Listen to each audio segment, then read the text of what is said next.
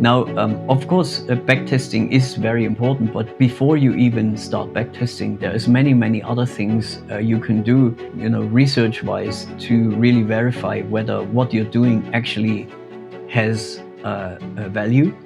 And a backtest will not necessarily give you this. Welcome to the Algorithmic Advantage. We're here to expand the toolkit of the quant trading community and introduce investors to the many advantages of systematic trading.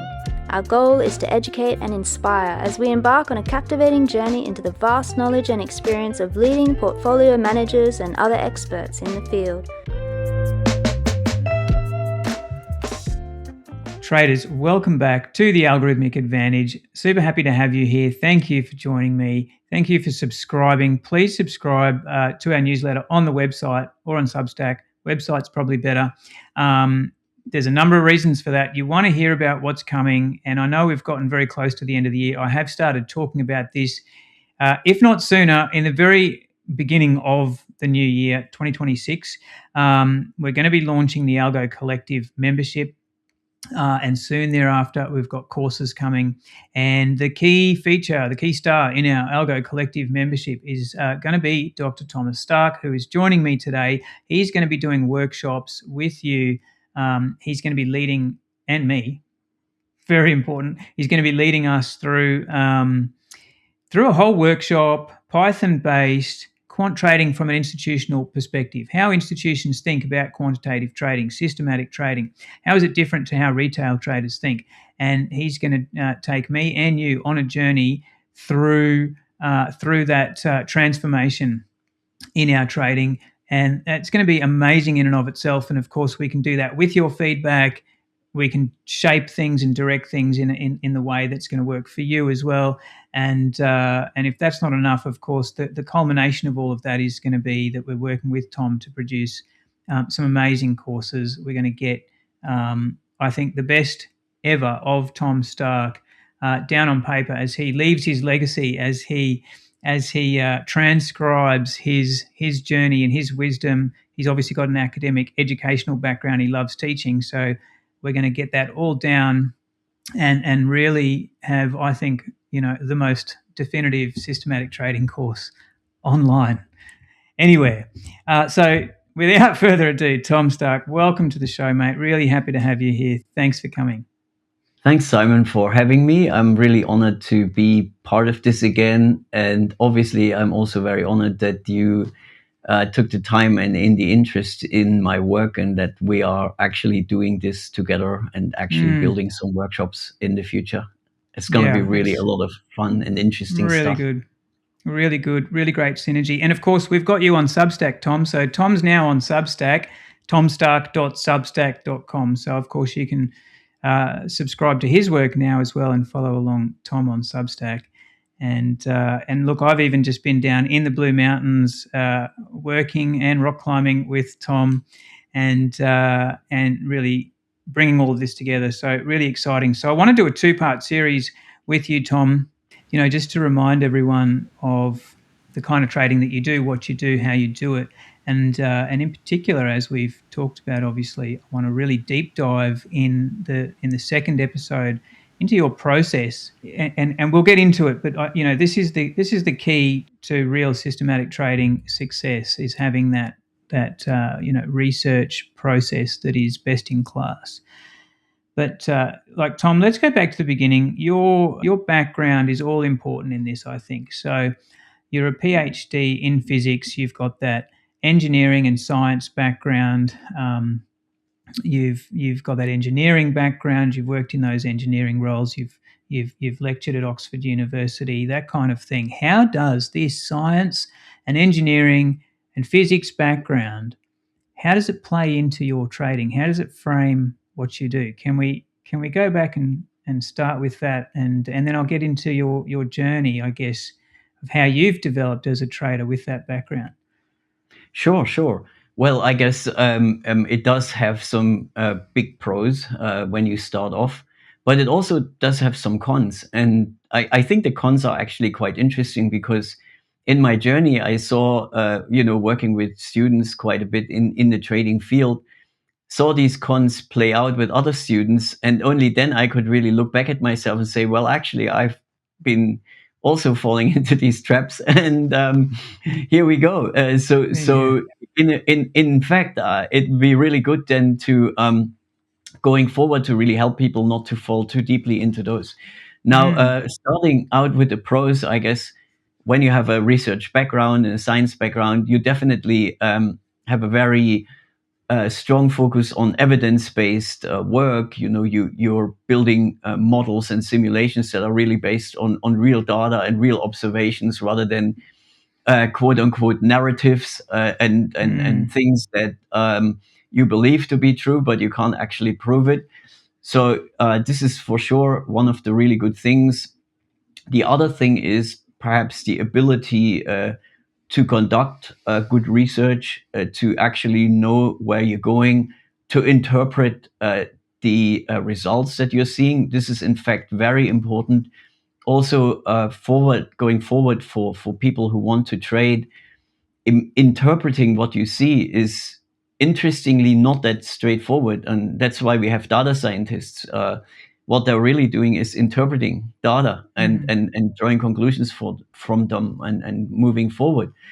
So that's really good. And the interesting thing is the digging deep that I just mentioned is a blessing, but in some funny way, it's also a curse.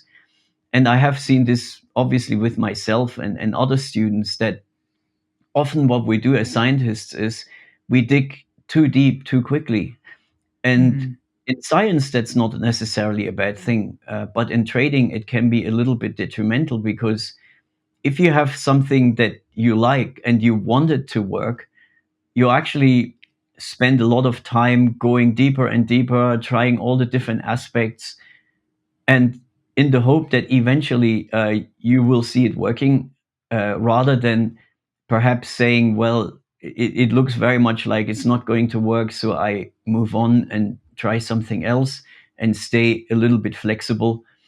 And this is, in my opinion, one of the things that often data scientists and or other scientists really fall into, this trap of analysis paralysis or over analysis. And I guess the other issue that often people from engineering and science have is that they are risk averse to the extreme. So I'm risk averse myself. I'm not necessarily a big risk taker, but it can actually be, or it can come to the point that you really avoid, or you try to avoid any risk whatsoever, and not ever really starting to walk at all, or starting to make any moves in the market. And that's really something that can hold someone back very severely. And so again, this is not a call to throw away all your risk concerns, but to rather assess what you're actually doing and whether it may slow you down or hold you back in your progress, just because you are perhaps coming from engineering and you feel a little bit timid to really go for it. And I guess that's really probably the most, or these are the things really that determined my path towards more trading success. So there's more of that kind of validation process, that evidence-based research process driving all of your research. For sure. I mean, I guess that's really, really, really important, and it makes a lot of sense. I guess narratives are fun, and they're stories, but if they're stories that are not based on anything tangible, not necessarily very useful. They're good for entertainment, of course. I mean, you see plenty of YouTube videos about trading that are extremely entertaining, tell good stories, but are not necessarily very useful in really being successful. You've explained that to me in the past with regards to what you were saying before, the spending too much time in one place, and of course retail traders can do that too. They hear that one idea, and then that's the obsession for the next 6-12 months. Yeah. You've explained it a little more like sort of panning for gold, and not spending all your time digging in one place hoping to strike it rich, but first surveying the landscape. So can you give me that analogy again? Sure. Well, it's really imagine you look for something interesting. You have a huge area, and there's a treasure somewhere, perhaps. Mm, You know, and what you can do is you can obviously walk this whole area. Let's say it's like 100 by 100 kilometers, and all you can do is start walking and just trying and turning over every rock that you can find, which of course is a strategy. Um, but perhaps a more sophisticated strategy is to, if you want to be old school, step into a balloon, hover above the area, and actually look down and see if you can find any hints of where your treasure might be, and actually look at it from a elevated perspective. Or you could even see from the third dimension. If you go around the ground, you're working really in a two-dimensional area. But if you actually start hovering, you're really elevating yourself in the third dimension and actually look from that perspective. And mm, the probability of finding something is most likely higher than if you just stay on the ground and mm, do that sort of mm. digging like that. Yeah, important principle. Mm. And Um, it's true for trading as well. Like basically, the elevation to the third dimension is really the change of mindset that you get if you learn new things. mm. So yeah, mindset is a key topic. Process is a key topic with you. Yeah. So, but just tell me about your journey as a trader. Then, um, trading is kind of a solo sport in many ways, and we've all got to probe all of the different ways that may or may not lead to success as we are sort of on our journey, educating ourselves. Um, so you've got that background, so you've naturally got the mind for the research and the validation.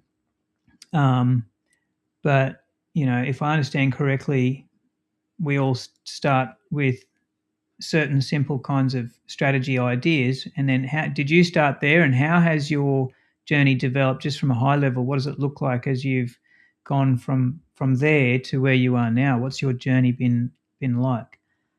Well, make no mistake, I started two-dimensional myself Mm-hmm. before I sort of lifted off metaphorically. Yeah. And I think this is very normal coming from a background of maths and physics and science. You usually do not have any exposure to people who work in the financial markets. I didn't. And so a lot of what I started to learn was what made sense to me. And I guess that's what makes sense to most retail traders when they start off, which is, well, you buy and you sell. You get stocks or cryptos or anything like that. You buy them and you try to sell them with a profit. Seems pretty obvious.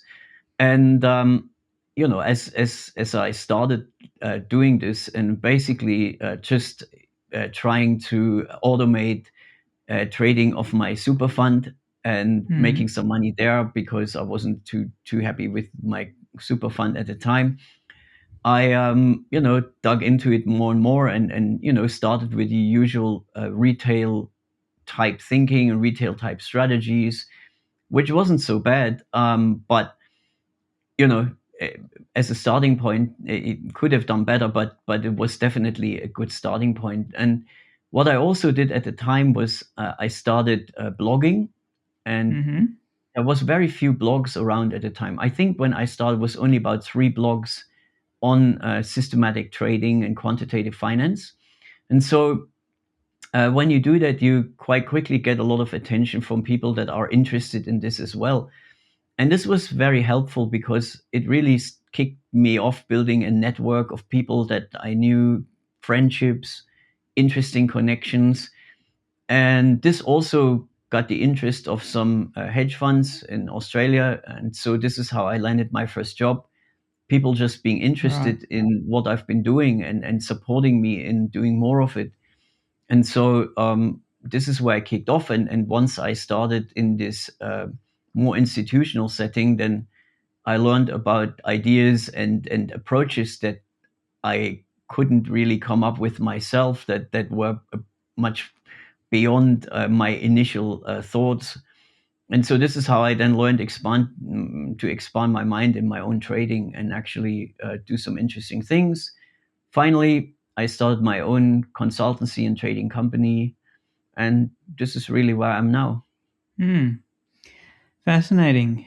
Um, Tom, before we leave this sort of introductory section, I want to ask, just because this is such a common question that people like yourself get who are helping others in the educational space, but people will ask of the pros, why do they help aspiring traders? So, what's been your motivation toward the helping and the education that you've done over the years? Well, first of all, it's a lot of fun. I really enjoy Mm-hmm. it. I have been academic, I have been teaching students, lecturing, and so on.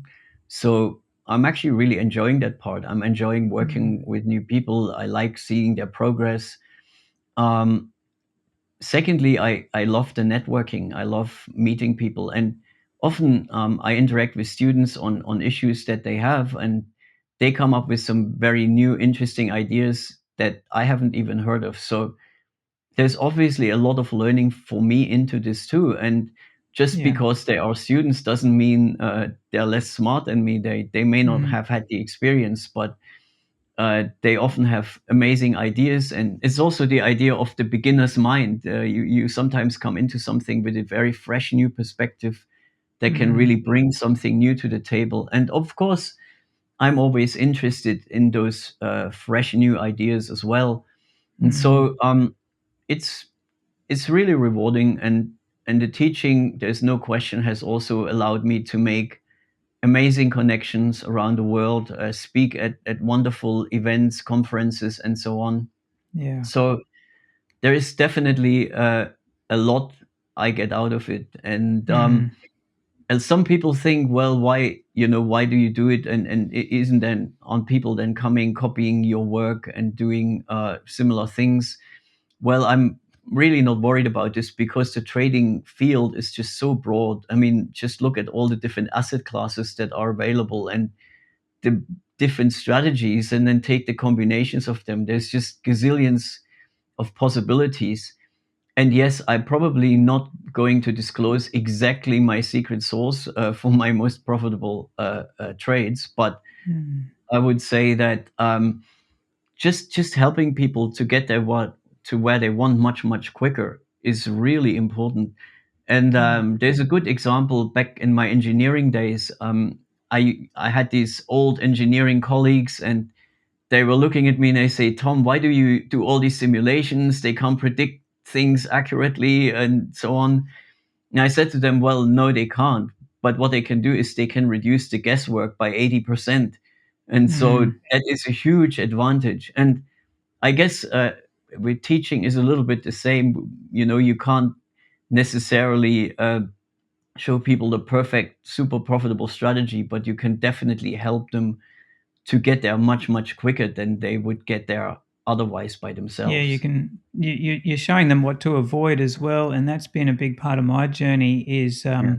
I'd rather get whatever slice I can from someone who I know has a real valid process than 10 times that amount of information from someone that's completely unvalidated. And by doing that, you can see what they're focused on. You can quickly rule out the 90% that's not of interest to them. So yeah, it does help enormously just from that angle.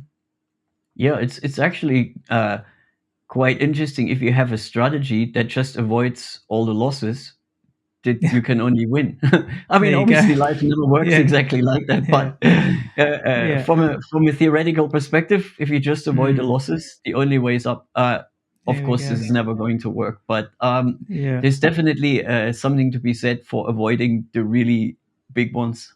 Mm, yeah, true.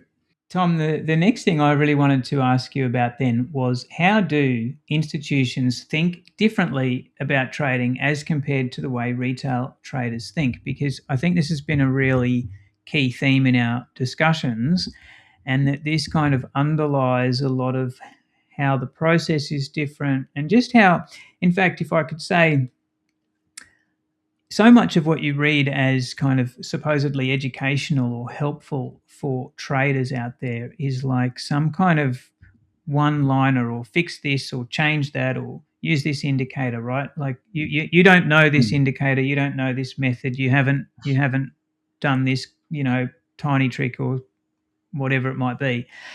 And I think all of that just gets really blown away into another dimension as to what's really important. And that's what the algo advantage is all about, right? Focusing on the real stuff. We're not concerned about the hype.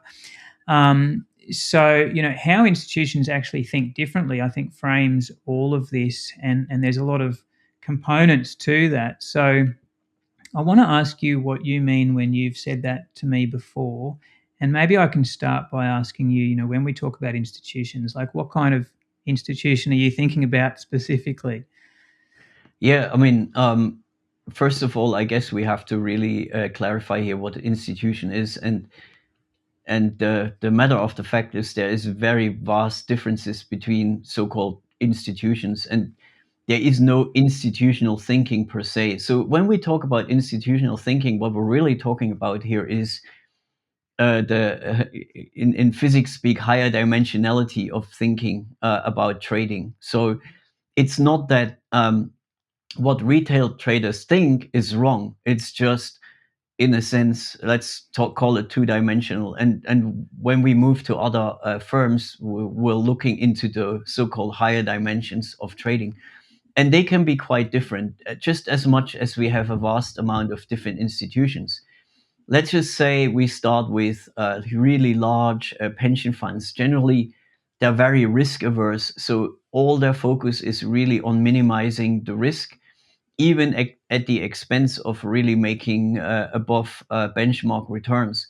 So they're really focused on really preserving the capital of their investors, or of the people who sign up to the pension funds, and that's their main mandate, and that's what they stick with. And then we've got, on the sort of maybe middle ground, we've got the hedge funds. Some of these hedge funds are extremely sophisticated. They're fully automated funds, running fully systematic strategies. And I guess on the other end of hedge funds and CTAs, like the futures trading institutions, we've got people that make very discretionary decisions based on very discretionary observations. And so there is quite a large variety of those. Some of them are very much actually trading like retail traders, maybe with a little bit of a twist. But it's quite wide and quite broad what we can see here. And I guess on Mm, the extreme ends, we have prop trading firms, high frequency trading companies. They're very much focused on execution, fast speed, and so on. So they don't really care about any investment thesis whatsoever. And it's mostly a technology, or they are mostly technology based companies, often nowadays even developing their own microchips for even faster trading. So mm, there is really a huge variety. And the reality is we cannot get pretty much to exactly to where most of these institutions are operating in. But what we can do is we can really adopt their way of looking at things and really learn from it, and actually let that help our own trading. And I guess this is the most important thing, that we actually look at what are these people doing, how they're doing it, and then learning from it. Because one of the most or the biggest difficulties we have in trading is often that we don't know what we don't know. And mm, just bringing to light what we don't know, even that is oftentimes already incredibly helpful. For example, if you haven't had an academic background, just hearing that something like something exists can already help get you on a path of research and so on. and even learning about where to go makes a huge difference. So that can really help. So, so what are some of the key differences you would think, if we were to categorize some of these things, and that constitute, what is this higher level thinking, this extra dimensionality? What might some of the components of that be? And maybe we could start with something we've talked about before as well, the objectives, defining our Okay. objectives, I Yeah, guess. yeah. So I guess there's several points that are really important, and one is risk management. It's incredibly important anywhere in this in quantitative or in trading, quant finance whatsoever. Um, there is robustness, building strategies, building trading approaches that are very robust, and there is also execution. So execution is mainly concerned with really reducing your market impact and your trading costs. So these 3 points are really crucial. And then from there, we really have to ask ourselves, why are we trading? And initially, when you get into this, most likely you think about, oh, we just go and make a profit. We just want to multiply the money that we have. But what you often don't realize when you start out with is that money that you multiply, that actually comes, or where the multiplication comes at a very high risk, is not the same money as the one that you make at a very low risk, like a very consistently very low risk. And a lot of institutions really are focused on really making the money at a much, much lower risk level than perhaps the average retail trader. So when you invest in them, you're not necessarily making the really huge returns, but you can be assured that the returns you make are very, very low risk and very consistent. And for many, many people, this is way more important than really high risk returns, which another word for those is gambling. And I've never been much of a gambler myself, so I think it's a really crucial distinguishing part of the way of thinking of these institutions. And then, of course, the other parts are cost reduction. So as you're trading, you really have to think about what are my costs in my trading, and especially if you work in a large institution, and just a tiny little bit difference in trading costs can convert into millions and millions of dollars. But even for a retail trader, it's actually even more important, because usually retail traders get worse spreads and pay more execution costs or trading costs. So to understand how you can go and reduce that is a key factor in your success. Mm. There's, when it comes to let's talk about objectives, because like you said, each different firm's got its own objectives, and that's going to shape the kinds of strategies they run and the research they do, the instruments they trade.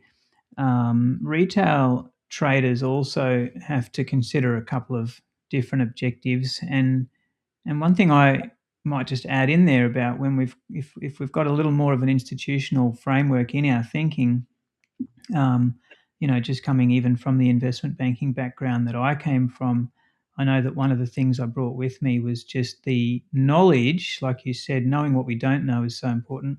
I had this one little bit of knowledge that I kind of knew what was achievable in terms of, say, the technological implementation of things. So I I kind of immediately went about building strategies for a certain technological implementation. Even if I knew I had to get that tech built, I knew it could be Mhm. done. I knew how the Yeah. markets worked well enough to know that I could press that advantage.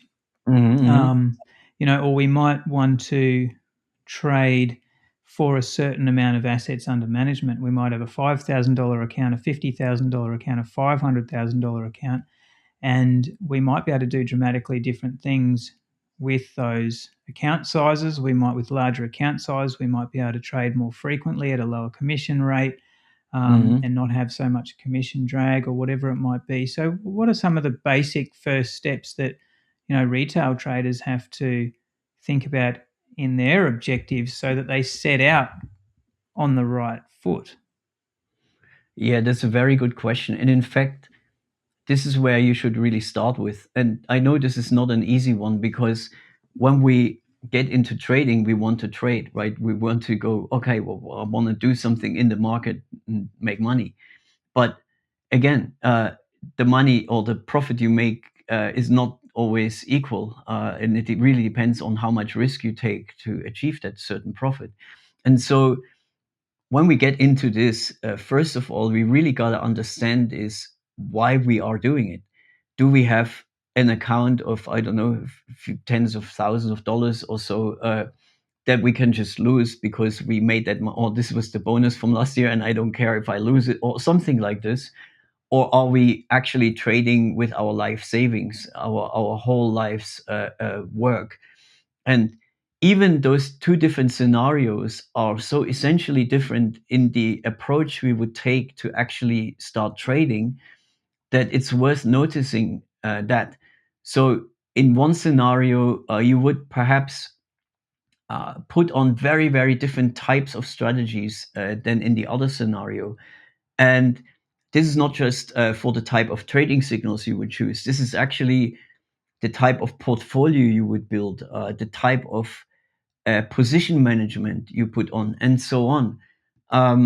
And that makes a huge difference. The objective is actually really what drives and determines the way you trade.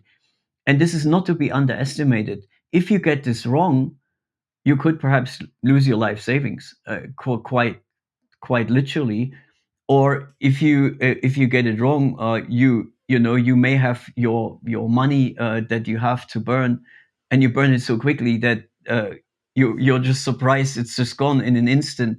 Mm-hmm. And that's not necessarily a scenario you want. Even if you can afford to lose that money, you still want to make it last as long as you possibly can, or even multiply it. And so really sitting down first and thinking about in which direction you want to go is important. The issue there is, for most retail traders, they wouldn't even know what distinguishes one direction from the other, because there isn't actually that much good information out of it. As you said before, you see YouTube and you see people coming with a certain narrative, but they don't necessarily give you any advice in the direction you should take. They just say, "Oh, use this indicator, use this indicator," and Completely you should void be of happy with that. context. Yeah. Exactly, and there's no context. And Mm. so starting with this is, in my opinion, extremely valuable and extremely crucial. Of course, you don't have to do this, but looking at it now from my perspective, I myself could have done a lot better at the beginning. But again, Mm. there was very little information. Now these information are much more out there. And so we can obviously also help people to achieve that much quicker. Even just the question of how old are you, and are you trading your retirement account or your speculative account? Correct, correct. I mean, age is surprisingly an important factor. In fact, it's interesting in trading. If you, for example, do market making, um, one of the inputs into your market making algorithm is the time you have left to the end of the day. So in market making, you basically want to Mm. be flat your positions at the end of the day, and the closer you come, the more.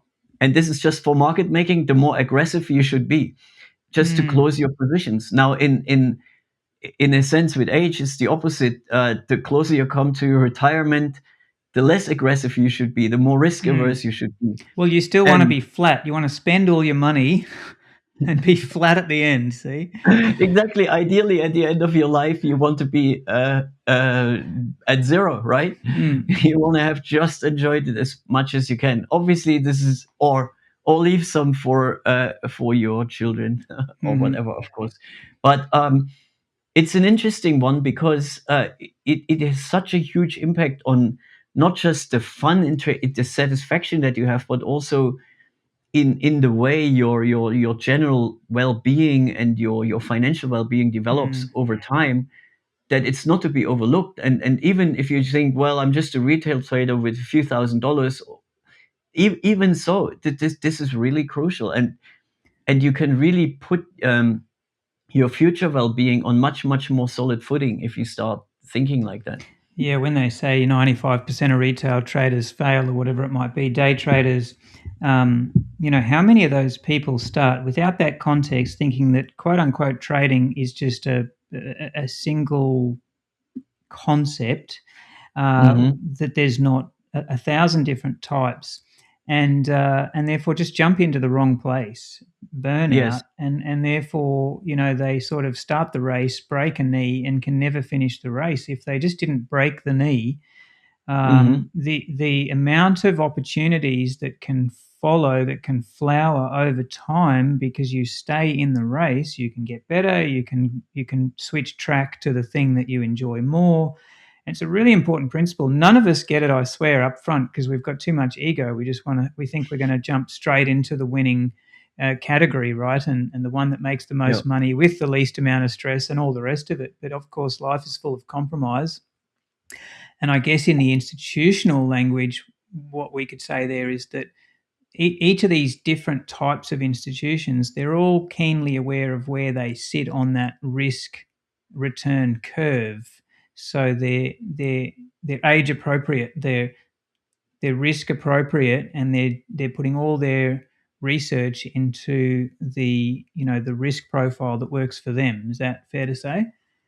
Exactly. And it is like that for a very, very good reason. And if you feel like, oh, I don't need to be there, I think it's important to think again and actually really put a bit of mental energy into this. It is extremely helpful, and obviously institutions by their very mandate need to be there. Of course, there's Mm-hmm. always black sheep and rogue institutions as well, but when you look at the financial industry overall, I would say the vast majority of people is in there.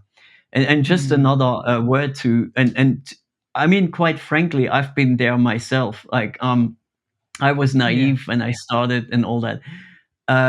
But interestingly, I say this sometimes to my students when they start out. Imagine you look at a price chart, and imagine the price chart is just moving a bit like the ripples on the surface of the ocean. And so you look at this price chart and you try to interpret it, but what you can't actually see is just the shark swimming underneath, ready Yeah. to Yeah. snap. It's a great and analogy. and in a way, often when you start out as a retail trader, this is a little bit how this works. You don't even Mm. know the sharks are there. You can't even see them, and when they bite you, that it's so quick that you couldn't even blink. Mm. So Yeah. it's good Yeah. to be aware Exactly. of that. So let's make a couple of these points around this institutional versus retail thinking, if you like, this higher level thinking. Um, we talked about the risk curve. So risk management and portfolio construction has a very different and strong focus when we're thinking Hmm. institutionally. So how can you Yes. talk to that? So first of all, again, coming from a retail perspective, there's not an awful lot of emphasis on these things. And usually with my students, there is a little analogy that I tell them that usually makes them think a lot about it. And you may have heard of it. Is this idea of Kelly betting? So imagine you have a coin and you do a coin flip, and the coin is a little bit biased. So you have a 51% chance of getting heads and 49% chance of getting tails. And I ask my students, how much money would you invest in every coin flip? Let's say you start with $1,000. What's the percentage of money to invest? Now, without boring you with the mathematics, the solution to that is effectively that you want to invest about 2% of your capital in each coin flip, with this 51-49 probability. Mm. And the thing is, if you invest too little, let's say just 1%, then the profit you make is almost negligible. It's just basically you stay flat for a long, long period of time. But more interestingly, even is if you invest more than 4% into your coin flip, then you're mathematically guaranteed to get wiped out in the long run. So Amazing. the margin for error is extremely small, even in this very, very simple scenario, because there's two things that you don't have in the markets. First of all, in the markets, you don't exactly know your edge. And secondly, you don't know the volatility of your trading. Now, even if you know that, your margin for error is very small. And I think this little example should already give you a very, very good idea of how crucial it really is to size your positions and to get good portfolio construction. This is a really, really powerful concept. And what we can do is obviously we can take this simple concept and then generalize it to multiple assets, multiple strategies, large portfolios, small portfolios, and so on, and really improve our trading that way. And the other thing is, and this is what institutions are very good at, is they can actually tailor the way they construct their portfolio, effectively their betting size, in a way that more or less matches what the investors ask for. So obviously it's never perfect, but they can really adjust their portfolios, their betting sizes to comply with the demands of the investors. And so this is also important, obviously, for oneself. You know, we talked about the age.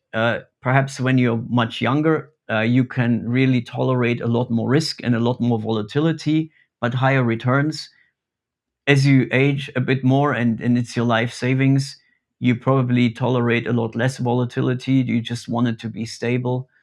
And so a good position sizing and portfolio management can really do this for you. So there is a second aspect to that, which is robustness. And so as you construct a portfolio, what you really want is that to be robust going forward. So you know you did your strategy research, you did all this work, and what you really want is that strategy to actually work in the future. And so another aspect of portfolio management or portfolio position sizing is to do this in a way that actually creates a very robust trading strategy. And again, you know, this is something that institutions think about quite a lot to make sure that what we're doing is still going to work going forward and not just in the back test. Would it be fair to say that retail traders would be surprised by the amount that the emphasis on the strategy kind of is reduced versus the emphasis on the portfolio construction, the position sizing? Would that be a surprise to traders to think how much emphasis goes into that versus into individual strategy creation, do you think? Very much so. I worked obviously with quite a few retail traders over time.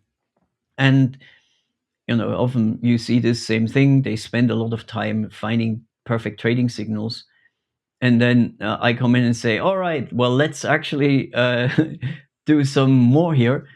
And we go into the good position sizing and so on. And then suddenly that takes quite a lot of time. And in most cases, in fact, takes a lot more time than finding interesting trading signals.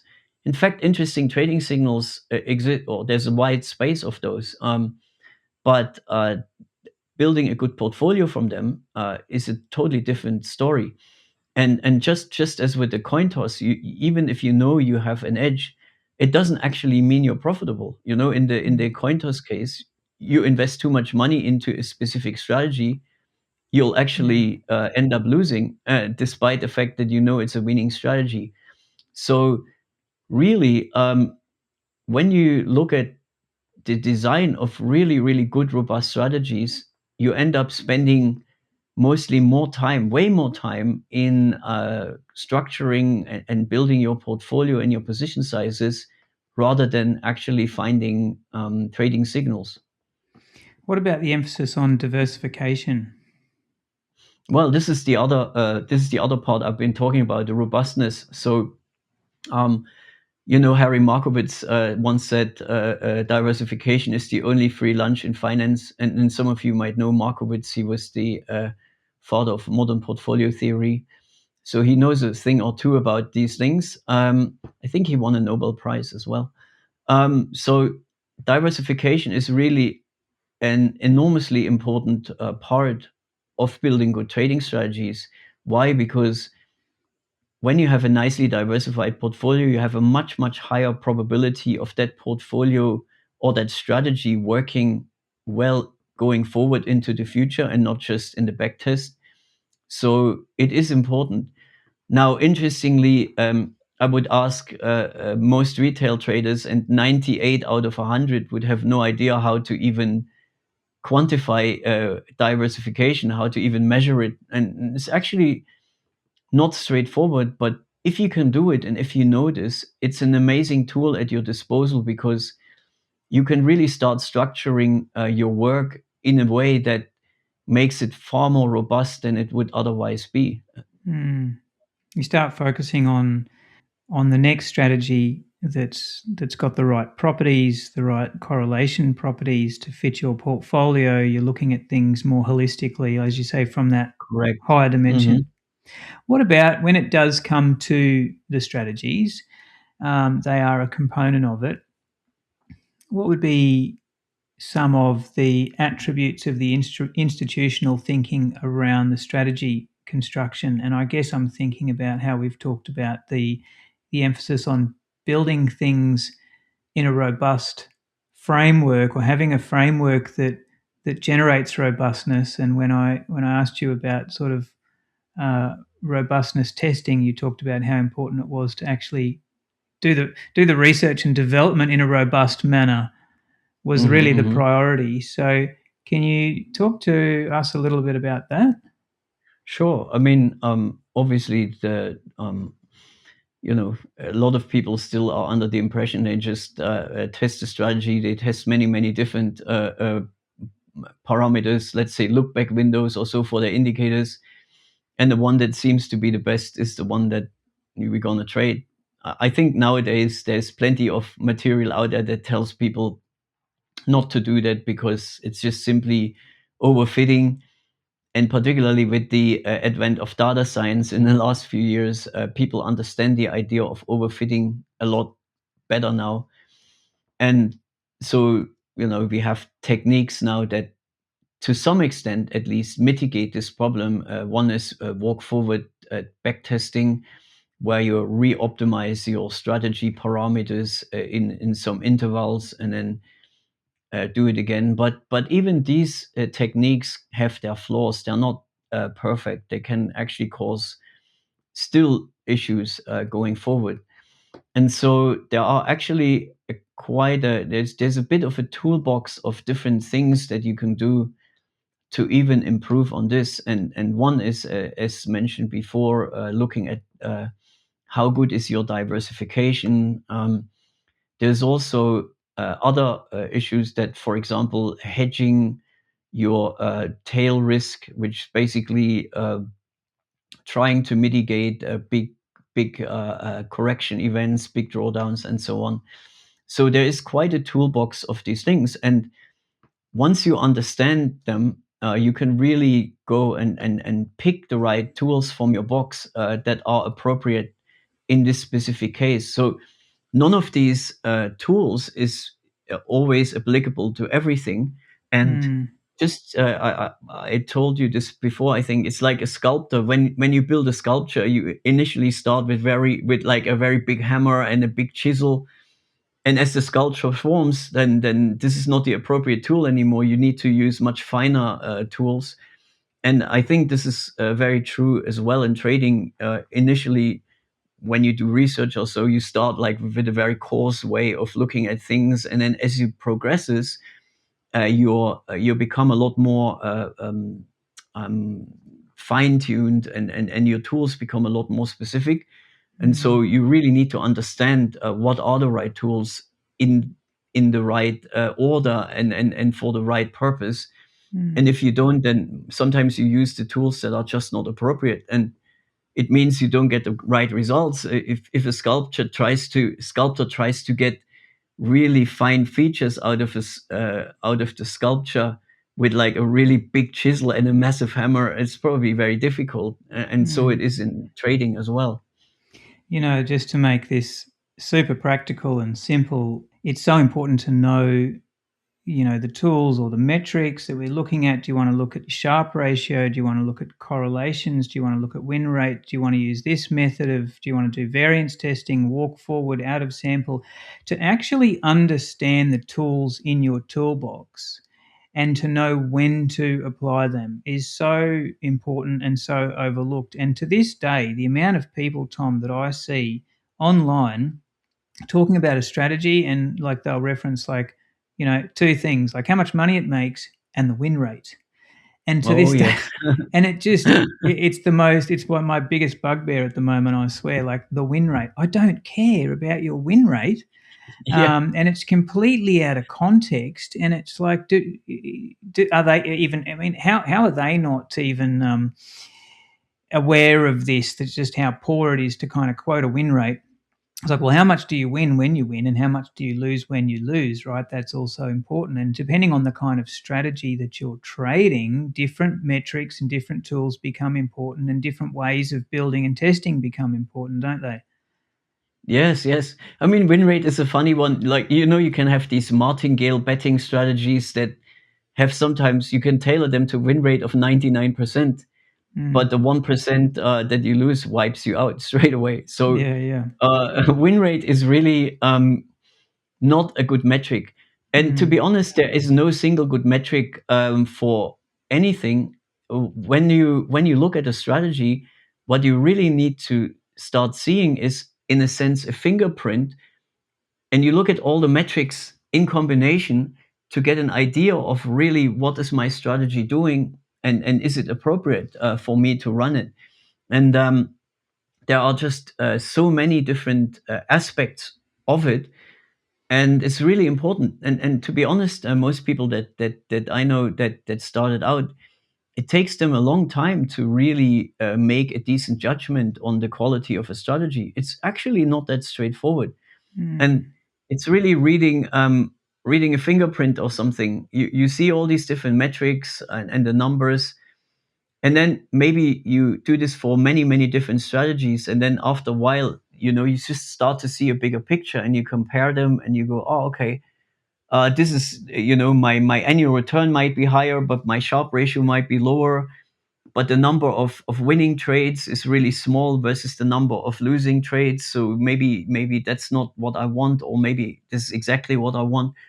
And so after a while, you can actually judge your strategy and get an understanding. And I guess the real goal here is to build strategies that, first of all, serve your purpose, and probably the second, but maybe even more important part, is that if you would run them overnight, you still want to be sleeping well. So if you Mm. can't sleep anymore because all you think about is, oh, is my strategy going to fall over while I'm not there, then you're not doing the right thing. And I think this is actually crucial, because people often think, well, if I build algorithms that just do everything automatically, my emotions are completely detached from that.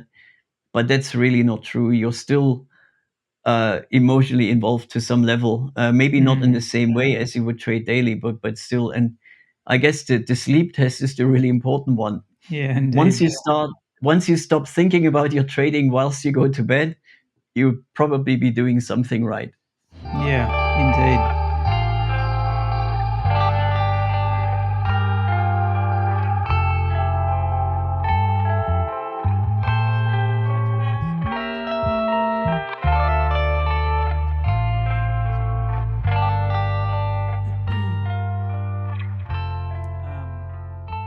All right, rounding this chapter out, Tom, what about research and development? What's the what are some of the bullet points around how it's different in an institutional perspective to do R&D? I guess I'm particularly thinking of, for most traders, R&D is running a back test. Hmm. So how do we think differently about that? Well, yeah, it's interesting. A lot of people think, oh yeah, I've got my backtesting platform, and that's all I need. And in my opinion, I don't think that's really appropriate. Now, of course, backtesting is very important, but before you even start backtesting, there is many other things you can do, research-wise, to really verify whether what you're doing actually has a value. And a backtest will not necessarily give you this. A backtest gives you some interesting things, but the way many people in an institutional setting think about it is that they basically do a lot of the research beforehand. I would say around 90%. And then the backtest is only been run to confirm their hypothesis. It's really Mm, about testing your hypothesis. And the research is quite vast. There's many ways you can research things. But really, the backtest in most cases should just be the last thing you do, or one of the last things you do. Of course, there's also several levels of backtesting. You can run a backtest on very basic uh, inputs and very simple in like a pure sort of a matrix kind of sense. But then you can have a backtest with all trading costs and so on included. Now, for example, let's say you have a really good backtester that does everything. It just includes all the trading costs, all these things, and you run it, and it shows you, oh, your strategy has a very poor result. You go, oh, okay, my strategy isn't doing very well. But how do you actually know that your strategy results are from the trading costs, or are they actually from the poor signals? Let's just say the trading costs are really high, and then your strategy doesn't do very well. Maybe there's something by just simply changing the brokerage and with lower costs and so on, you can actually turn a not profitable strategy into a very profitable strategy. And if you just run your backtest out of the box that includes everything, you wouldn't necessarily even know whether mm, that's true or not. And so, doing a lot of this research beforehand and seeing it, you can then make more educated decisions on whether you want to continue with a strategy or not. So let's say you have a strategy that may not be profitable as it is with the high costs and so on. You say, well, maybe I improve my execution and I get better results. Maybe I lower my trading costs, I get better results. Maybe my time frame is too fast and I have too much turnover. Maybe I just reduce my turnover, reduce the costs, and get better results. All these things are actually really important, and yeah. just purely running a backtest doesn't necessarily get you there. No, 100%.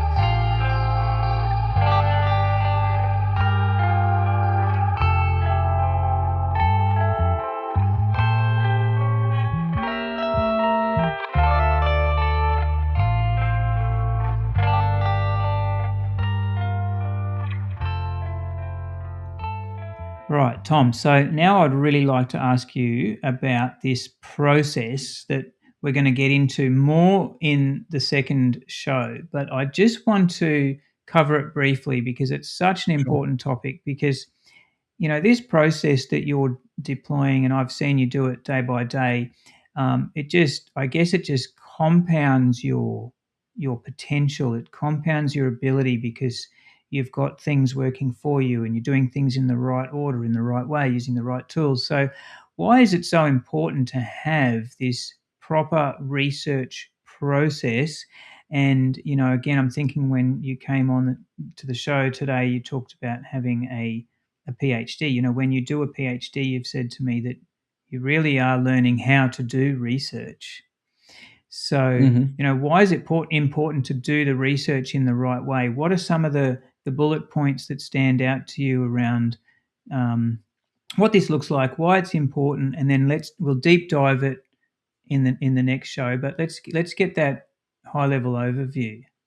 Sure. Well, first of all, you don't need a PhD to conduct good research. I mean, a PhD can be helpful, but it doesn't mean you need it, because a PhD also has an emphasis on publication, which is a whole different story.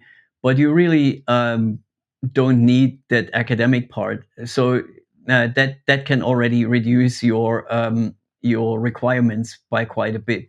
And now what you really need is a good process that you can follow.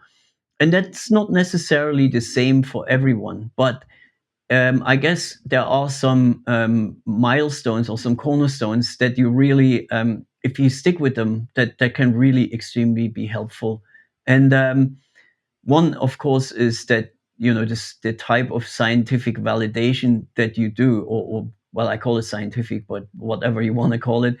Um, so you really start with what we call a hypothesis, and then you validate that hypothesis in various ways. And I guess in trading, it is particularly crucial to do this correctly because it can really make or break your success, and it can effectively bankrupt you if you're not careful.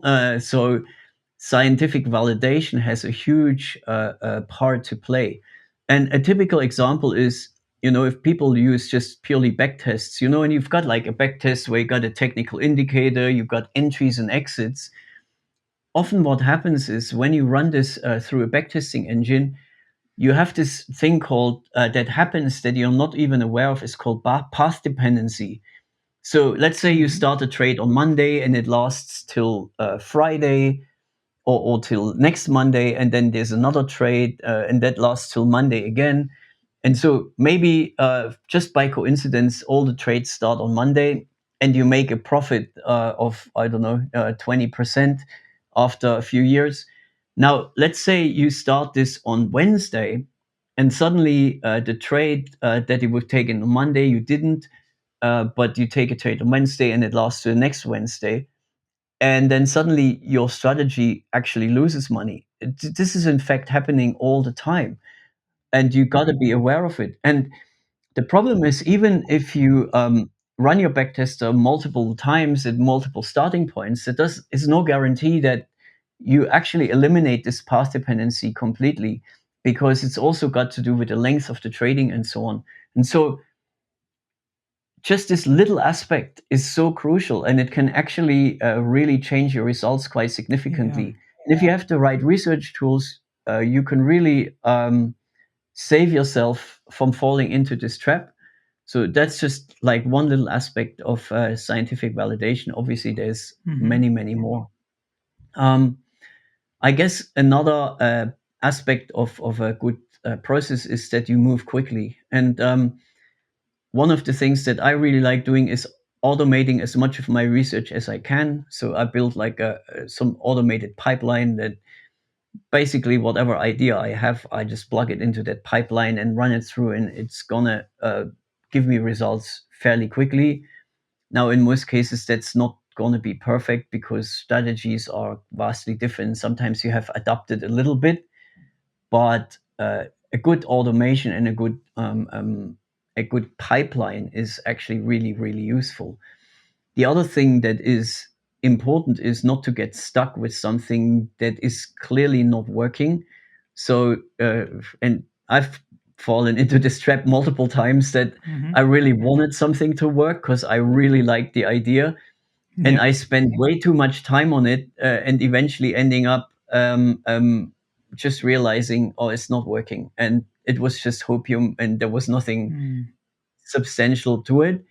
And it's really a good way of thinking, just staying flexible in your mind and actually really just letting it go when it needs to be let go and move on. It's a really powerful concept. And then, of course, uh, probably another aspect of a good process is that this process is repeatable. You have a nice pipeline, you test something, it gives you results, you test something else, you want to make sure that your pipeline is actually robust and not give you errors in one case and no errors in the other case. So it's really important to have the mechanics working really well too. So one thing is your research ability and your insights. Another one, I guess, is your creativity, to actually be creative, coming up with new ideas. Because if you do the same thing that everyone else is doing, you get the same results, obviously. But then, really, really important also the mechanics of what you do. And I always see it kind of as a Swiss clockwork. And in the Swiss clockworks, you've got these amazing mechanics, and the wheels, everything is just like perfectly aligned. Mm, If you can get there too in your research, then of course, like just like a Swiss watch, it'll show you a much more precise outcome. And mm, some people will argue, well, any Casio watch is more accurate than a Swiss watch. True, but when you think about it, a Casio watch actually uses microchips, which are even more precise and more mm, into detail than mm. Swiss clockwork. So really, there is actually a lot of precision at play here. And if you can take this precision and actually incorporate in your research process as well, it will pay great benefits. Can you tell us some of the, in that sort of, I guess, robustness and repeatability framework when we're building that process out? Do you still deploy some of those, common tools around testing things, having a pipeline to test on cross asset classes, on multiple other assets, doing walk forward, doing out of sample? Do they still all feature in that process? Absolutely. I mean, all of them are effectively part of that process. So Mm, in a sense, the more you can incorporate, the better. You can just get more and more validation or rejection of your hypothesis. In most cases, unfortunately, it's rejection. This is also one thing you got to live with. Interestingly, even during my PhD, I would say 95% of the work that I've produced was for the bin. That's just mm, how it is.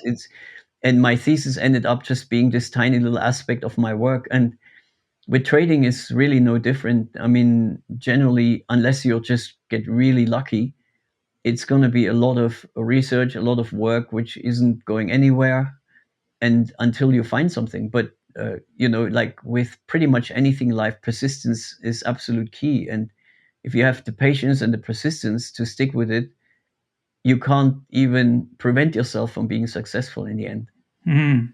Awesome.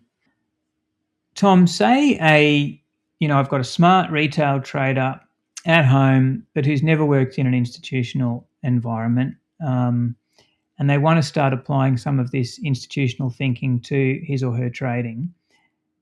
I want to map out a little bit of that pathway for them. What might be some of Mhm. the first steps that they could take to get moving in this direction? That's an interesting question, and certainly there's no short answer to that. Mm. But let's see if we can break it down a little bit. Mm-hmm. So I would say that given that retail traders mostly start with trading signals, the first question that comes up in my mind is how significant are your signals really? So let's just say you produce entries and exits, right? Uh, you have to really ask yourself, well, how much do they actually predict something? How significant is this prediction? Is it actually really predicting something, or are you just lucky that you just picked the right starting point, the right time frames, and so on, to get some signals that just coincidentally give you good looking results? Mm. And there are, in fact, interesting statistical tests you can do to do this. There's quite a toolbox of those. Normally, in my own trading, I have a small number of them that I use a lot on a daily basis, but they are phenomenally powerful because it's really the starting point. But if you don't do this, you could already be led down a path where you just coincidentally produce some signals that just happen to look good in the environment that you look at them, but they're really not, in fact, very predictive at all. So Mm. I would say if you are the smart retail trader, this is definitely the first thing you want to look Okay. at. I like it. If they were, so they could start by analyzing what they have, work out how significant their signals are really. Could Mm. they look at the profiles of their strategies. So, I mean, a lot of people will think of their strategies in terms of the names that they give them, whether they're mean Hmm. reversion or trend following strategies. But, I know that you look more at the profile of the return streams. Like, Hmm. could they start to look differently at their strategies, and how does it influence them to think into, or influence us to think of them in terms of, like, quote unquote mean reversion or trend following or momentum strategies? Could they look at Yeah. that differently?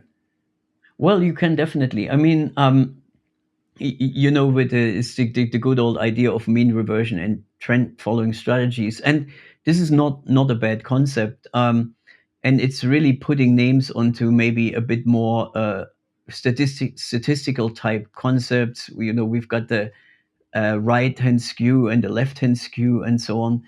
Now, if you are very much driven by mean reversion or trend following, for example, another way to look at it is, for example, that some mean reversion strategies are called short volatility strategies. So they do well usually when the volatility is low, and it might increase also, but generally they do well in regular markets, and so they're also sometimes called short volatility. And then you have trend following, and trend following traditionally does much better in turbulent markets. So when you have big moves, uh, let's say the April or March 2020 was one of those scenarios. Some of my so-called trend following strategies did extremely well back then. So this is just a different profile of returns. And if you actually look at this from a higher perspective, you could say, well, if, for example, I'm not necessarily so hell bent on doing one or the other, I could say, well, why don't I have some of my mean reversion strategies for regular markets, or my short volatility strategies, and then I build some long volatility strategies on top of that that actually help me to buffer the losses that I might incur at the times when the market is very turbulent. And there you already have the idea of hedging, where you have strategies that work well in one domain and strategies that Mm. work well in another domain. And so once you start doing this, you will find that there's actually strategies that don't really fall into either of these categories, or not easily, because maybe they have signals that you can't necessarily classify as one or the other. And some of them might, in isolation, actually look not very good at all. But if you combine them with what you already have, they might actually really, really help your performance. They might really buffer your drawdowns, increase or lower your volatility, and so on.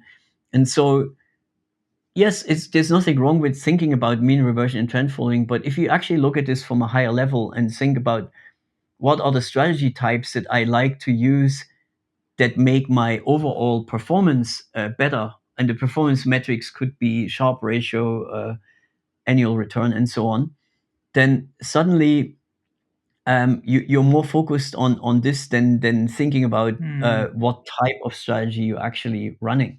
Yeah, you're going to be led more into, I guess, an understanding of the drivers of those strategies, of the risks of those strategies. You're going to be more focused on those principles and making adjustments based on that risk mindset, and I guess, the filling potholes, as Lawrence Bensdorf has said, mindset, so that Yes. you're combining things to make a greater whole than the sum of the parts.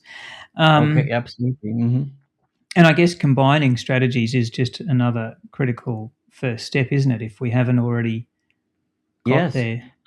I mean, it's very, very important. And the first of all, when you combine strategies, the question is then, how much do you allocate to each of these strategies? How would you even combine two strategies? Or Mm. and then the question comes, okay, if I combine strategies and it costs me a lot of money because I have to run them separately, could I even combine the strategies so that they more or less run a portfolio which is netted out or something, and then increase my cost efficiency in terms of my, and lower my turnover and so on. So there's quite a few questions that you can ask yourself, how to make this even better.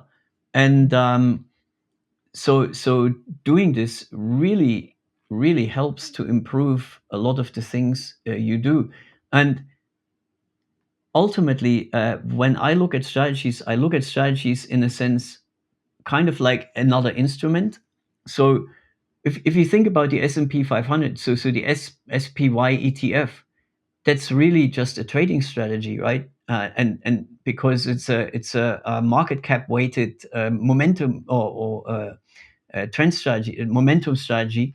So if you build your own strategies, in a sense, it's quite similar. It's also some type of strategy that you build that is like this. So you can actually look at those individual strategies as products themselves, and then you can actually create the same, or you can use the same ideas that you learn about portfolio sizing and shaping, and apply that not just to your underlying products, but actually to your strategies as well. And so there's a very interesting multi-level approach you can take to make your strategies much better. And you can have this position sizing on these different levels, even strategies of strategies of strategies, and so on. Yeah, right. Does one gravitate toward more of a continuous form of trading, as we've chatted about on this show before, rather than a quote unquote discrete kind of trading style? So there's not really, in my opinion, there's actually not that much difference, because just assume you have, a whole number. Let's say you run 100 strategies that have entries and exits, and they all trade, let's say, the same top 20 stocks in the S&P 500. When you all run them in parallel, and you look at it from a higher perspective, what's really happening is that if you run them all in parallel but separate, that ultimately you will have a portfolio which just gets scaled up and down depending on whether you're long, short, whatever. And so really, the idea of a continuous portfolio is, in a sense, just taking all of the strategy and combining the signals beforehand, and then just running them. And then all that ends up happening is that your position sizes will be adjusted over time. And they scale up and down. So in a way, there isn't really a difference between continuous or non-continuous trading. It's just a matter of perspective. In a way, when me as a physicist, I think about it as, we've got quantum physics, which looks at all these individual events, and you see these real weirdnesses in those individual quantum events. But when you look further out and you come to Newtonian mechanics, suddenly everything is just averaged out, and it just turns out to be really smooth. But the more closely you look, the more edgy it gets, the more jumpy it gets. But you can't separate the two. It's still the same thing. It's just a different perspective.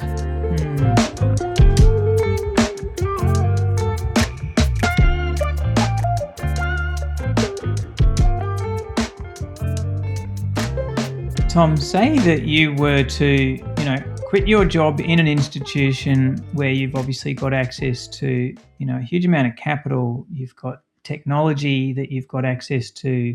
You've got, headcount, data scientists, researchers that you've got access to and that you're working together with. You've obviously got incredible brokerage rates, incredible execution capability, margin offsets and all the likes that would go along with being trading for a big institution. So I know that one of the first questions that I have when I think about someone like yourself giving advice to someone like myself who doesn't have access to those kinds of things, how much is going to be applicable to me? And how much can I draw out of it? And of course, we've already answered so much of that, like getting all of that thinking right and principles right has a huge impact. But I guess I want to personalize it a little bit if I can. And if you could take a stab at this, if you were to shut up shop and come home and trade for yourself now, I know you're going to have to think on the fly a little bit. You might have to contemplate how much capital you would want and what tech stack you would build out. But if you were going to trade from home now, what might change? Would you try to do things similarly? And what are some of the disadvantages, maybe some of your edge might erode, or what are some of the advantages? Because you now need to worry less about executing with such a large position size, which, as you've said, is one of the most significant things that you work on. So I just want to play with this a little bit. Like, what do you think about what might change? What are some of the pros and cons about sort of being an at-home trader, quote unquote? Really good question, and I think the answers might surprise you a little bit. Uh-huh. Um, now, first of all, in my work currently, a lot of time is spent scaling strategies, and one of the really interesting things is that strategies that may perform really, really well at like $1 million capital, they actually won't perform very well at all. Let's say at $100 million or even $10 million. There's in many strategies is this very big scalability issue, or like you have to really be aware of this. And on the other hand, some of the strategies that may seem really, really boring, they are actually hugely scalable, and they degrade very little once you scale them up. So they're often the strategies that you even prefer when you talk about large capital allocations. And so there are quite a few strategies that I'm currently not interested in and trading, simply because they're just not scalable enough. But they would be very, very well suited for my private trading. And so if I go home, I would probably say, well, I know these strategies that are, fairly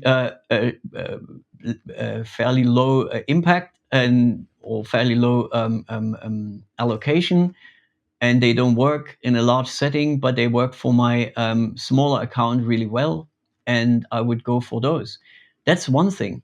Now, another thing is, and you and I notice we're in Australia, so obviously one of the big markets that you can trade is the US, and it's got a huge universe of stocks, and Australia is definitely a bit less broad, and so one of the things that I would look at is most likely trade more in my time zone, simply because I'm not very good with night shifts at all. I never was.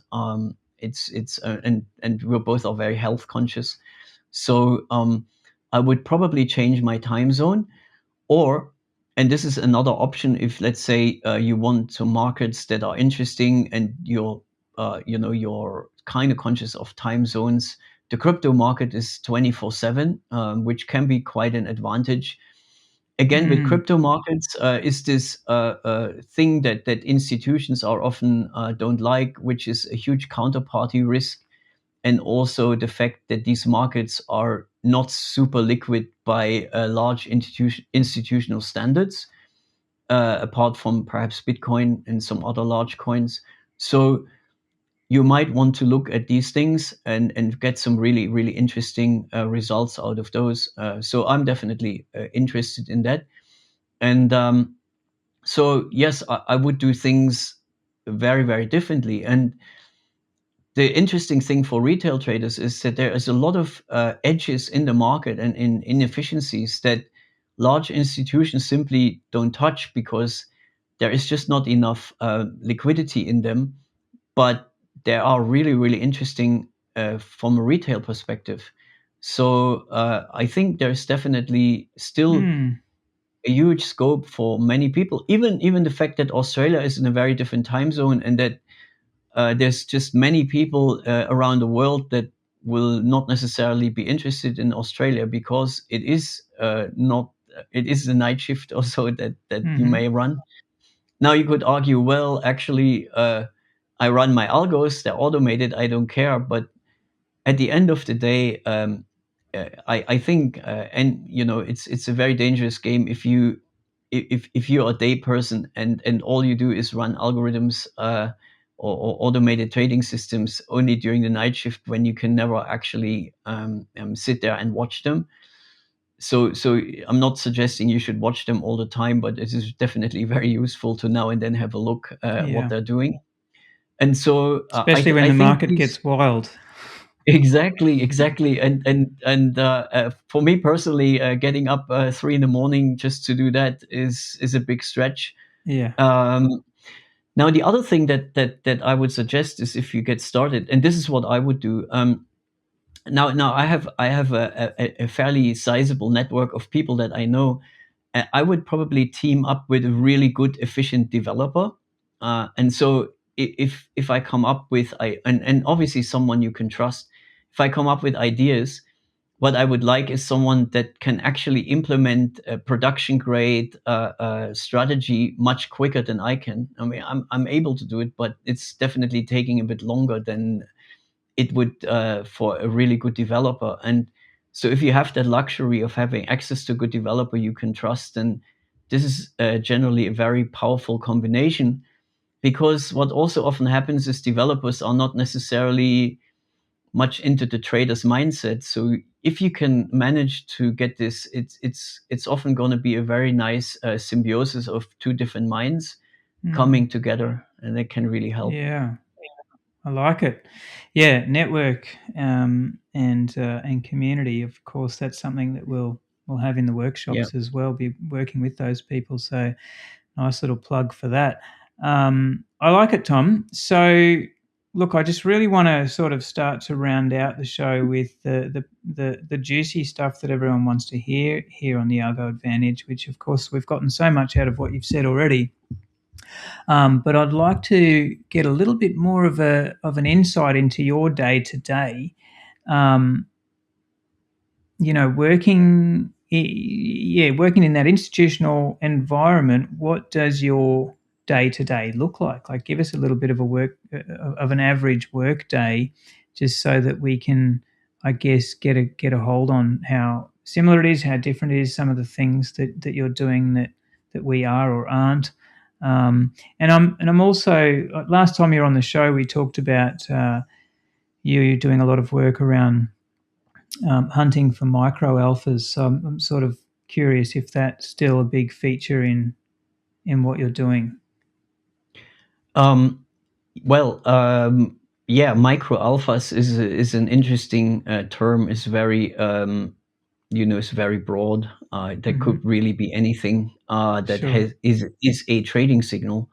And I Mhm. guess one of the really interesting things is to find trading signals that are not necessarily very intuitive at all, but still have a large statistical significance. And so a lot of my time is spent hunting for these signals. And interestingly, there are fairly well-known firms that do exactly that. Now, one of the things you need to do this on a almost industrial scale is a really good platform. So my work is partly about building these platforms and pipelines to test those strategies. And once they are done, a lot of it is interacting with IT teams to then put their strategies into production. So in a in often in an institutional setting, it's not as quick as just switching on a button or something, and then they are deployed in the market. It's usually quite a process to get a new type of strategy into the market. um, and yes, I mean, my day-to-day work is very much concerned with first of all finding these inefficiencies, building pipelines more or less automated to extract them, to find them, to isolate them, to extract them, to test them. And then once they are tested, do more testing and even more testing, and then see how the performance of them is actually how it is in relation to everything else that is done in the firm.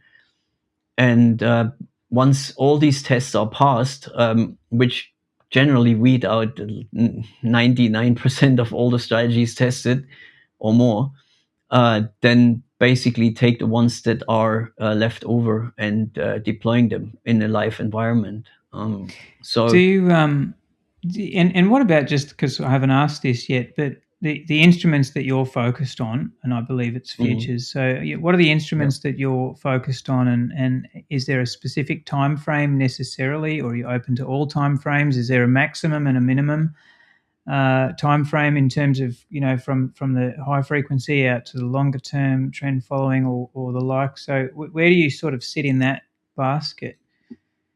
Well, I have done a vast array of different trading time frames and products and so on in the past. Right now, I'm very much into futures, pretty much trading uh, anything that is available and reasonably liquid to trade. In terms of time frames,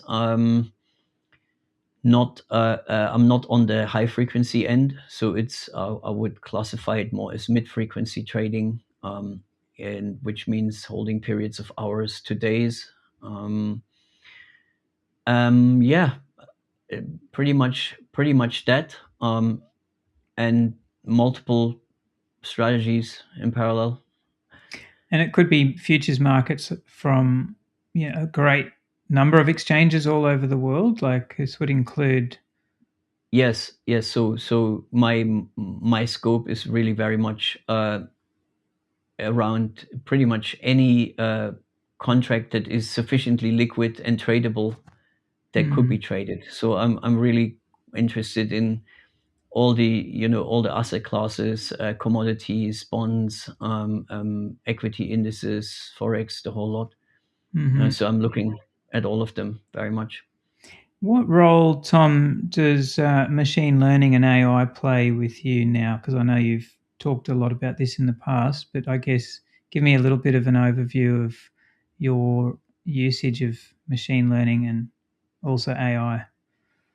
Well, it's a very interesting topic, and I have a lot of discussions around that with a lot of people because there is really now quite a strong distinction between what we would classify as AI, which is really now we call it large language models, and there is also the other side, which is machine learning, and perhaps you would also classify so smaller neural networks into the machine learning bucket. Mm, Now, as it stands, when it comes to real AI, I'm not yet convinced about the usability of this. There are various reasons for it, which is a lot to do with what normally an AI is trained on is obviously language. But when we have financial data, we have a very, very bad signal to noise ratio. And generally, these AIs don't deal with that very well, because in most cases, they are trained on very, very clean inputs. And so AI systems, i.e., large language models, in my opinion, are not yet quite ready. Having said that, using machine learning tools or even small neural networks is very much part of the toolbox. It's bread and butter. It's just what you use without much thinking about it. Now, obviously, again, and this is true for everything we said before, you have to know your tools. So not every machine learning tool is equal. Some of them are very good at dealing with specific aspects of financial data. Others are good with dealing with different aspects. But there is no Swiss Army knife, so to speak. There's no one machine learning tool that rules them all. You really need to understand what you're up against. And so actually learning about machine learning, learning about the various options that you have, can be extremely useful for doing good work and building good strategies as well.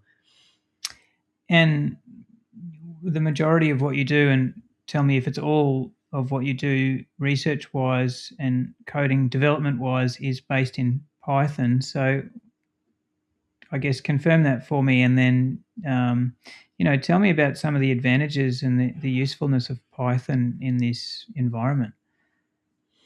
Well, currently Python is my main tool. The main reason is that it's very effective for research. So when you build production level code, often most firms actually choose C++ because it's in some way more robust, and obviously that is a long discussion to have why it is more robust. However, a lot of really, really interesting things can be done in Python. And let's say you're a retail trader and your coding experience is somewhat limited. And I mean, you could be a good coder, but I wouldn't necessarily classify myself as a top-notch coder myself or a software engineer. I know coding and I know the aspects of it, but building big production grade systems, yet you actually need a different skill set. So they're both coding, but they work on a different level.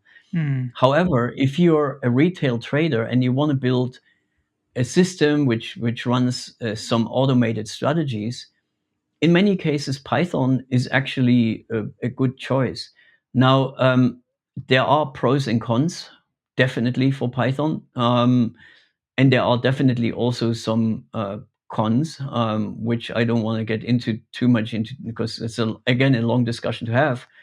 But I think overall, to start programming language to start with, Python is definitely a good choice. And once you understand programming in Python as well, and you feel that the shortcomings are maybe not acceptable anymore for what you like to do, it's much easier then to learn the next level, let's say C++ or Java or any of these languages, or nowadays people use Rust, because you already have a background in programming, and then what you need to do is learn the new specifics of the new language, and off you go.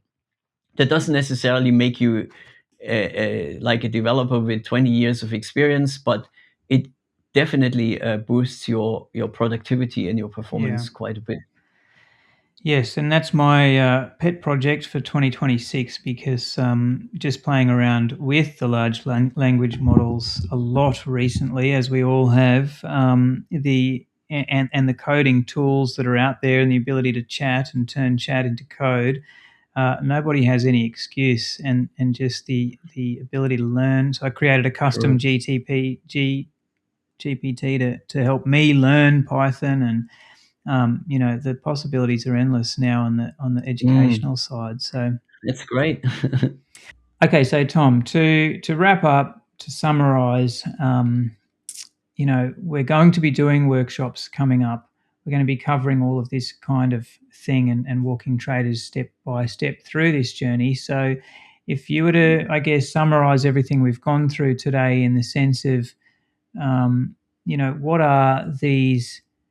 Give us some of the insights into the key things that traders need to learn, that they often have to go through to really level up their trading and start uh, trading more from that institutional perspective, which I understand is a bit of a summary of everything that we've gone through. But maybe if you could sort of wrap it up for us and remind us of those key points that really make this transition um, possible, and the key milestones along the way.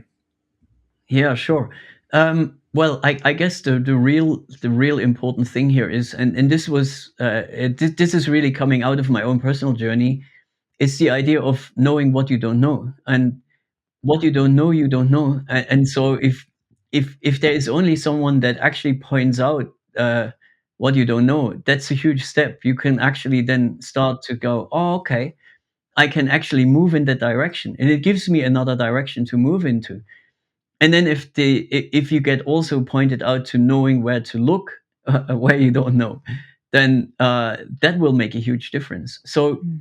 for example, when you do a PhD, your supervisor is not expected to actually tell you everything. Your supervisor is really there to put you back on track when you go off the rails, and when you actually start to drift into a dead end, Mm. and you don't know it because you haven't got the experience. And so that's very much the same in trading and trading research. So that's one of the things. Another Yeah. one, I guess, is a way of thinking. To summarize it, we talked about this quite a lot. That Mm. you it's not that you discard your previous way of thinking. It's really about expanding your way of thinking. Just and to use the physics analogy again, the quantum physics was not overthrowing Newtonian physics or anything like that. It was really just an expansion and a deeper insight into how this works, which then has the other way of thinking as a special case. So it's not about discarding what you've done previously. It's really about expanding it and broadening your view on it. And I think these very much you would call them soft skills are surprisingly crucial for success. If you know, Yeah. and distinguishing yourselves from other people. Standing out from the crowd. The soft skills, I call it the business of trading, the business The of. business, yes. Obviously, process is another big one we covered, Tom. Now, we're going to deep dive that in part 2, but process is obviously key here, isn't it? Yes, yes. I mean, interestingly, you know what you just mentioned. I've seen this many times, especially with people who come from the data science angle and so on. They get very excited about all the tools that they have at their disposal and all the different machine learning packages and so on.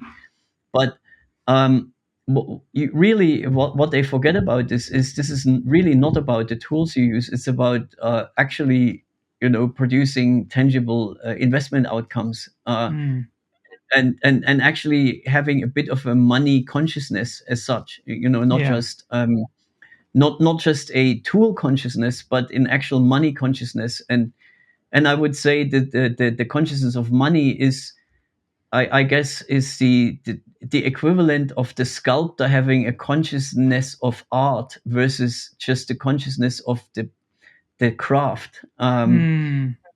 So I think this is Really also interesting. quite important, not to get just bogged down by and excited by the tools you use, but by actually by the outcomes and what you like to achieve.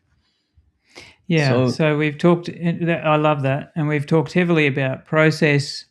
What are some of the other things that I would imagine you would go through? So portfolio development, focusing on the risk and the objectives. Mm. If, Understanding tools and metrics is really important.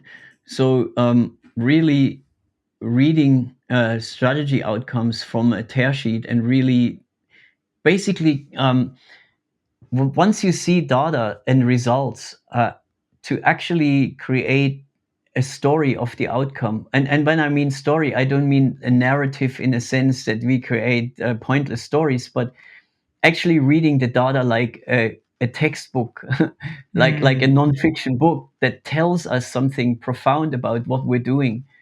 Um, that in itself is actually a very, very valuable skill. And you know, as a data scientist, you generally spend quite a bit of time really cultivating that skill.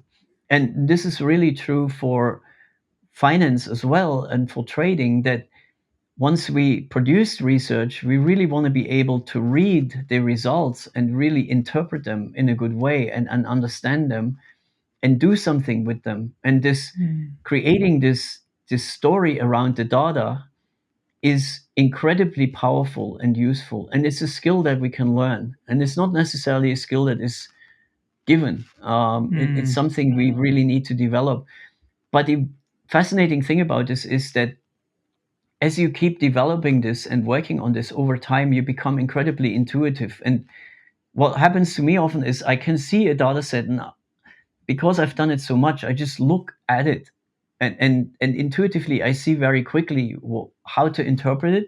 It's a skill that maybe 10 years ago I wouldn't even have had at all in that sort of fine-tuned way. But it's very fascinating how over time, as you become better at your craft, you actually develop this intuition. But it's not just an intuition which is a download from God also, but it's really based on your neural network, making new yeah. connections and then computing things much, much faster.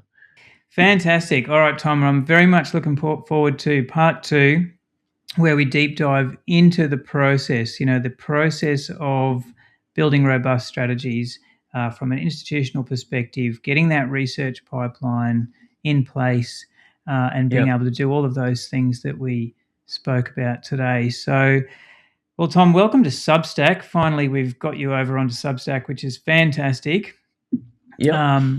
Tom's handle on Substack is just Tom Starke, STARKE.substack.com. Make sure you sign up to the right account. And your website, tom.quants.com. Yep. AAAquants.com. Yep. Just as simple as that. Of course. And Tom's also easy to find. Search for his name on X and also LinkedIn. And stick around for the next show. And we look forward to deep diving into this process. Tom, thanks very much once again. I really enjoyed it. Thank you, Simon, and see you soon. Great.